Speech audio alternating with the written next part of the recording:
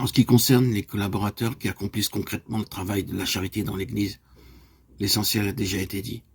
Ils ne doivent pas s'inspirer des idéologies de l'amélioration du monde, mais se laisser guider par la foi, qui, dans l'amour, devient agissante. Galates 5:6.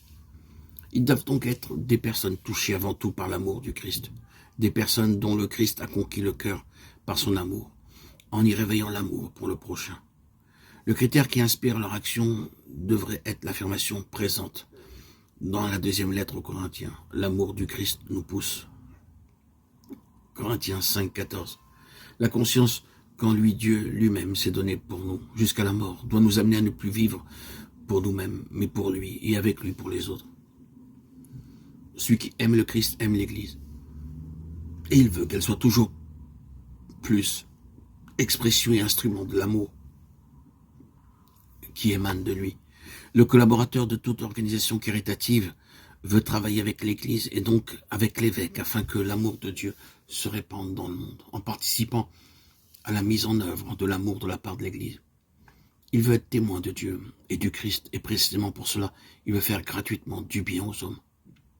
L'ouverture intérieure à la dimension de l'Église ne pourra pas ne pas disposer le collaborateur à vivre en harmonie avec les autres. Organisation pour répondre aux différentes formes de besoins.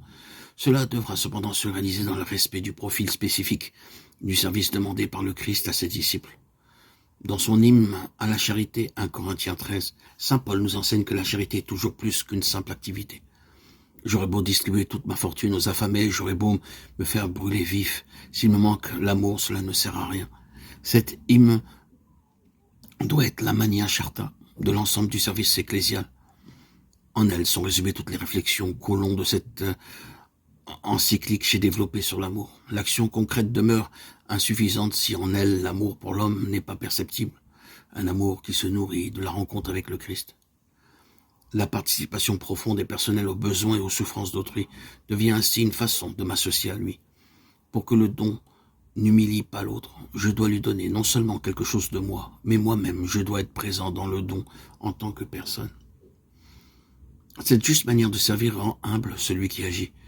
Il n'assume pas une position de supériorité face à l'autre. Mais si la situation de ce dernier peut, à ce moment-là, être misérable, le Christ a pris la dernière place dans le monde, la croix, et précisément par cette humilité radicale, il nous a rachetés, et il nous aide constamment. Celui qui peut aider reconnaît que c'est justement de cette manière qu'il est aidé lui aussi. Le fait de pouvoir aider n'est ni son mérite, ni un titre d'orgueil. Cette tâche est une grâce. Plus une personne œuvre pour les autres, plus elle comprendra et fera sienne la parole de Christ. Nous sommes des serviteurs quelconques, Luc 17:10.